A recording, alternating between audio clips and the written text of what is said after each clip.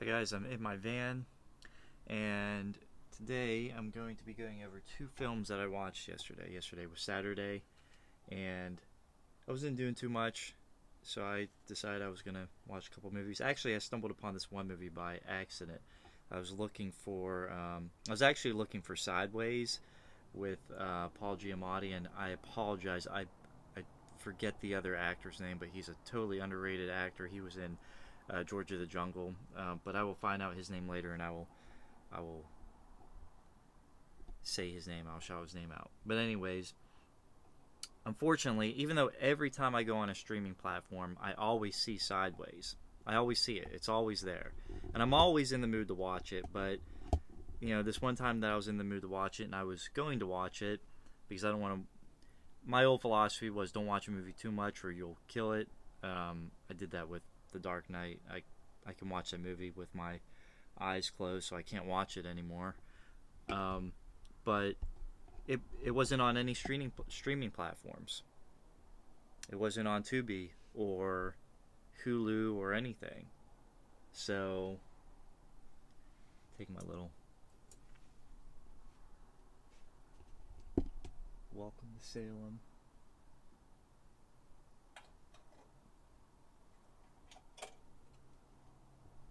Um, but yeah, it wasn't anywhere. So when I typed in Paul Giamatti and Tubi, a couple of good movies came up. Actually, Tubi is a wonderful, wonderful gem gold mine for finding movies. If you're a movie aficionado, Tubi is the best. It's better than Netflix, Hulu, Disney Plus, all these platforms combined. They have the best freaking rare underrated movies on here. And it's free, and their ads, they're not constantly shoving down your throat. When ads do come on, at worst, there's three of them and they're 30 seconds each. But most of the time, it's like one ad that's like 30 seconds. Tubi's the best. Tubi's a godsend. Shout out to you, Tubi. I love you.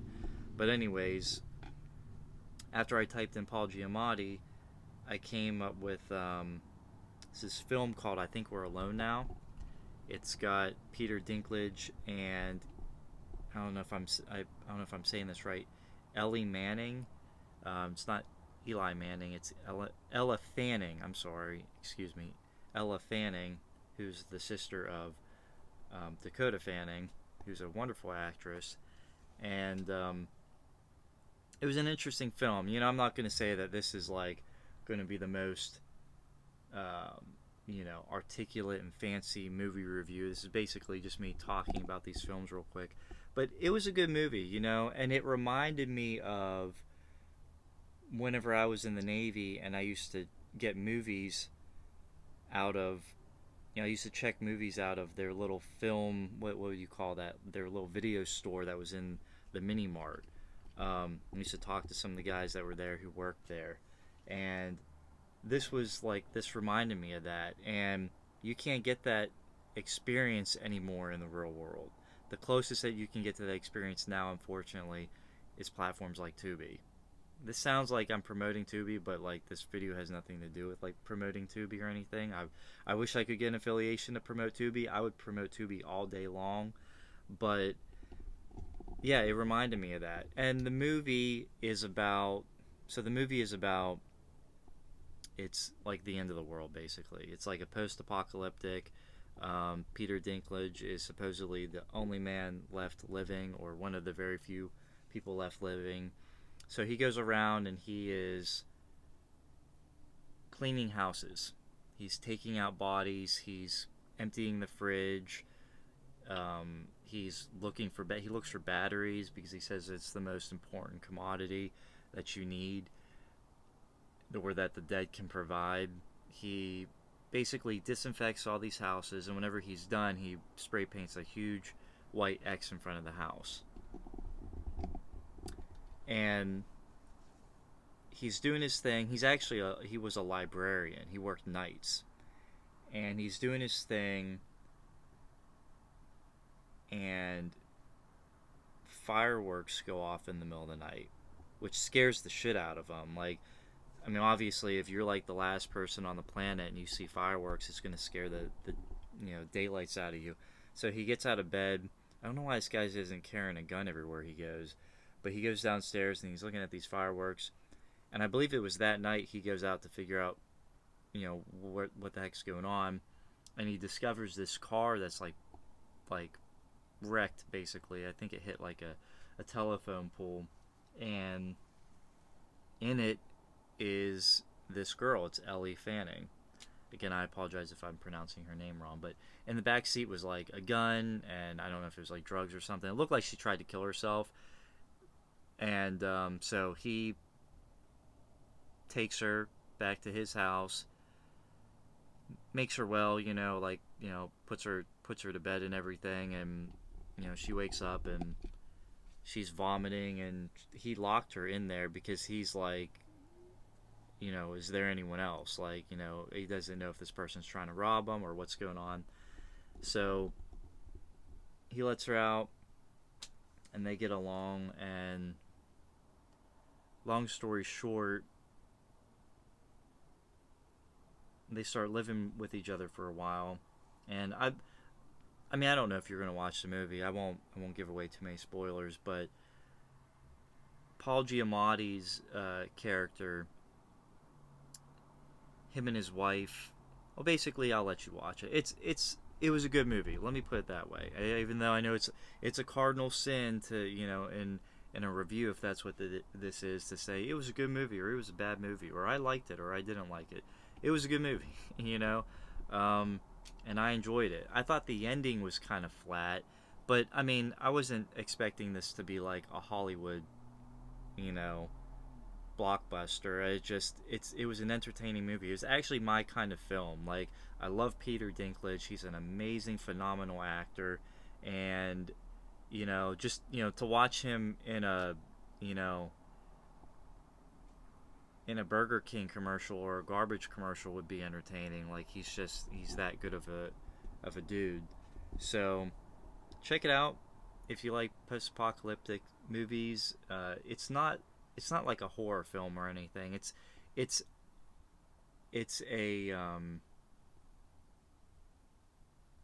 it's an independent film. It's a very, very good movie. I enjoyed it.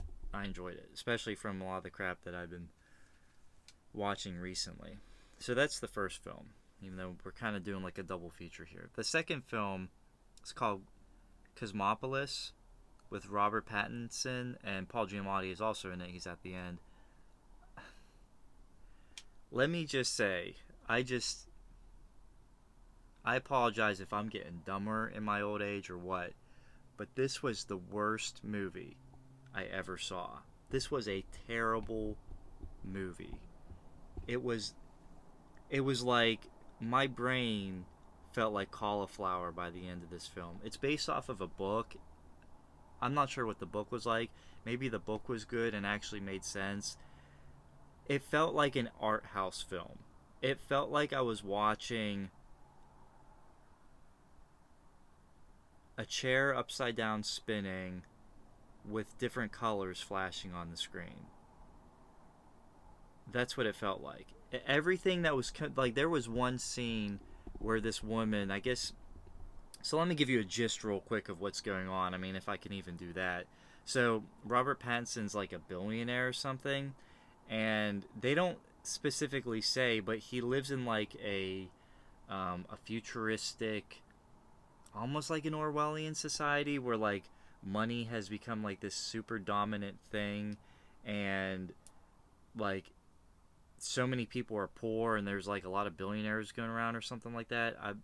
Anyways, so he's riding around this limousine around town, and whew, let me get back to the one part I was gonna say. He has this advisor lady who's like supposed to, I guess, teach him in theory of what's going on, and I've never seen and heard so much bullshit come out of a person's mouth before. Like, my eyes were going crossed. Literally, my eyes were going crossed. It was terrible. And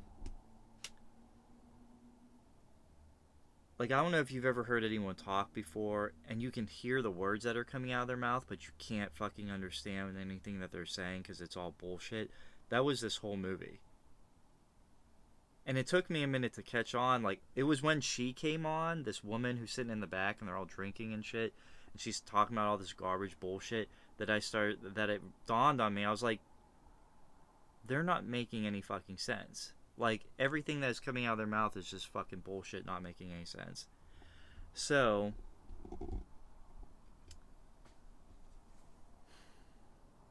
there's a bodyguard that follows Robert Pattinson everywhere he goes, who strangely reminds me of Elon Musk.